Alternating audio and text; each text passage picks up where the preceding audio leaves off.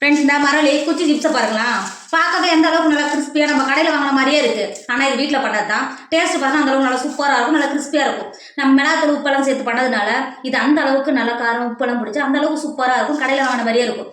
நம்ம கடையில் போய் வாங்கினா இதோட விலை 200 ரூபாய். வீட்டில் பண்ணும்போது அந்த அளவுக்கு செலவு இருக்காது. நம்மளே பண்ணும்போது நம்ம குழந்தைங்களுக்கு தாராளமாக கொடுக்கலாம். நம்ம இன்னைக்கு வீட்டிலேயே மரவள்ளி கிழங்கு குச்சி சிப்ஸ் தான் பண்ண போகிறோம். எப்படி செய்யலான்னு பார்க்கலாமா? Hi friends, welcome to Kerala சமையல். கேரளா சமையலில் மரவள்ளி கிழங்கு குச்சி சிப்ஸ் தான் பண்ண போகிறோம். வாங்க எப்படி செய்யலான்னு பார்க்கலாம். இந்த சிப்ஸ் பண்ணுறதுக்கு நான் 2 கிலோ மரவள்ளி கிழங்கு எடுத்திருக்கேன். மரவள்ளி கிழங்கு நல்லா கழுவிட்டு எடுத்துன்னு வந்திருக்கேன். இப்போ கழுவின மரவள்ளி கிழங்கு இப்போ ஒரு கட்டிங் போர்டு எடுத்துக்கோங்க. கட்டிங் போர்டு மேலே நம்ம கழுவி எடுத்து வந்து வச்சுக்கோம்ல மரவள்ளி கிழங்க வச்சுக்கோங்க. வச்சுட்டு இது மாதிரி ஒரு மரவள்ளி கிழங்க இந்த அளவுக்கு துண்டாக கட் பண்ணிக்கோங்க. கட் பண்ணிவிட்டு மேலே இருக்கிற மரவள்ளி கிழங்கு தோலை மட்டும் நீக்கிக்கோங்க. நீங்கள் கட் பண்ணிவிட்டு இது மாதிரி எடுத்திங்கன்னா ஈஸியாக உங்களுக்கு தோல் உரிக்கிறதுக்கு வரும். இங்கே பாருங்க, இந்த மாதிரி இந்த அளவுக்கு தோல் நீக்கிட்டு எடுத்த மரவள்ளி கிழங்கு அதை பாதியாக அது மாதிரி கட் பண்ணிக்கோங்க. கட் பண்ணிவிட்டு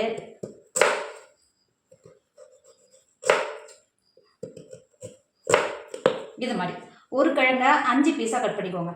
கட் பண்ணிங்கன்னா உங்களுக்கு ஈஸியாக கட் பண்ணுறதுக்கு வரும். இந்த மாதிரி கட் பண்ணிவிட்டு இந்த இருக்கு பாருங்க, இந்த மாதிரி குறுக்கு இந்த மாதிரி கட் பண்ணிங்கன்னா உங்களுக்கு குச்சி குச்சியாக வந்துடும். பாருங்க,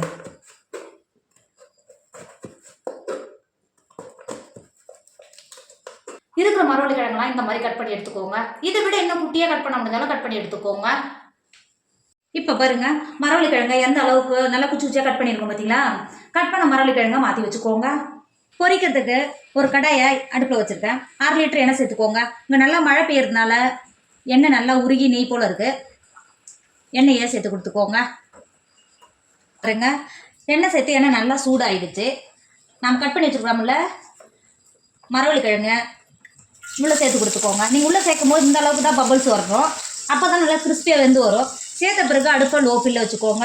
லோ ஃபில்ல வச்சு இந்த மாதிரி கிண்டி கொடுத்துக்கோங்க. கிண்டி கொடுத்து நல்லா கலர் மாதிரி கிறிஸ்பியாக வர வரைக்கும் வறுத்துக்கோங்க. இப்போ பாருங்கள், நம்ம சிப்ஸ் நல்லா வறுந்து வரும்போது இந்த பபிள்ஸ் எல்லாம் அடங்கி வருது பார்த்தீங்களா? இப்போ ஒரு 5 நிமிஷத்துக்கு இந்த மாதிரி கிண்டி கொடுத்து சிப்ஸ் நல்லா வறுத்துக்கோங்க. இது வறுக்கும் போது இப்போ ஒரு பாத்திரத்தில் 2 டேபிள் ஸ்பூன் உப்பு சேர்த்துக்கோங்க. 2 டேபிள் ஸ்பூன் உப்பு சேர்த்துட்டு 1/4 கப்பு தண்ணி சேர்த்துக்கோங்க. தண்ணி சேர்த்து நல்லா உப்பை கரைச்சி எடுத்துக்கோங்க. கரைச்சி மாற்றி வச்சுக்கோங்க. இப்போ பாருங்கள், பபுள்ஸ் எல்லாம் அடங்கி எந்த அளவுக்கு நல்லா கிறிஸ்பியாக இருக்குது பாருங்கள். இங்கே பாருங்கள், இந்த அளவுக்கு லைட்டாக கலர் மாதிரி வந்திருக்கு பார்த்தீங்களா?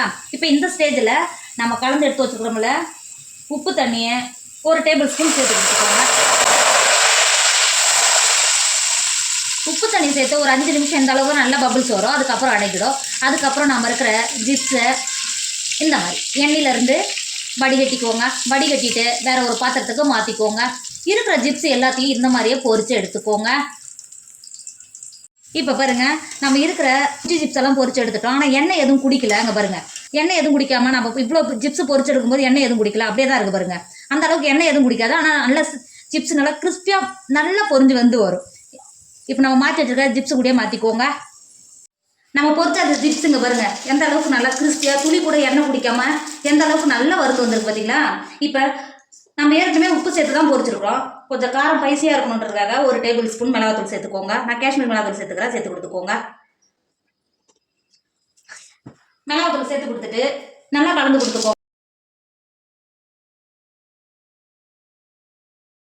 இப்போ பாருங்க, நம்ம மிளகாத்தூள் சேர்த்து நல்லா கலந்து எடுத்துட்டோம். இப்போ இது சாப்பிட்றதுக்கு அந்த அளவுக்கு டேஸ்ட்டை கொடுக்கும். உப்பு காரம் எல்லாம் சேர்ந்து அந்த அளவுக்கு நல்ல டேஸ்ட்டை கொடுக்கும். இது சாப்பிடும்போது எந்த அளவுக்கு கிறிஸ்பியாக இருக்குது பார்த்தீங்களா? பாருங்க, எந்த அளவுக்கு நல்லா கிறிஸ்பியாக இருக்கும், அந்த அளவுக்கு டேஸ்ட் இருக்கும். இப்போ லீவ் முடிஞ்சு குழந்தைங்களுக்கு ஸ்கூல் திறக்க ஆரம்பிச்சிட்டாங்க. ஸ்கூல் முடிஞ்சு வர பசங்களுக்கு இந்த மாதிரி ஸ்நாக்ஸ் செஞ்சு கொடுத்தீங்கன்னா அவங்க விரும்பி சாப்பிடுவாங்க. டேஸ்ட்டும் அந்த அளவுக்கு நல்லா சூப்பராக இருக்கும். நம்ம மரவள்ளி கிழங்கு உடம்புக்கு ரொம்ப ரொம்ப நல்லது. கண்டிப்பாக நீங்களும் ட்ரை பண்ணுங்கள். என்னோட வீடியோ உங்களுக்கு பிடிச்சிருந்தா உங்கள் ஃப்ரெண்டு உங்கள் ஃபேமிலிக்கு ஷேர் பண்ணுங்கள். மறக்காமல் கேரளா சமையல் சப்ஸ்கிரைப் பண்ணிக்கோங்க. தேங்க்யூ.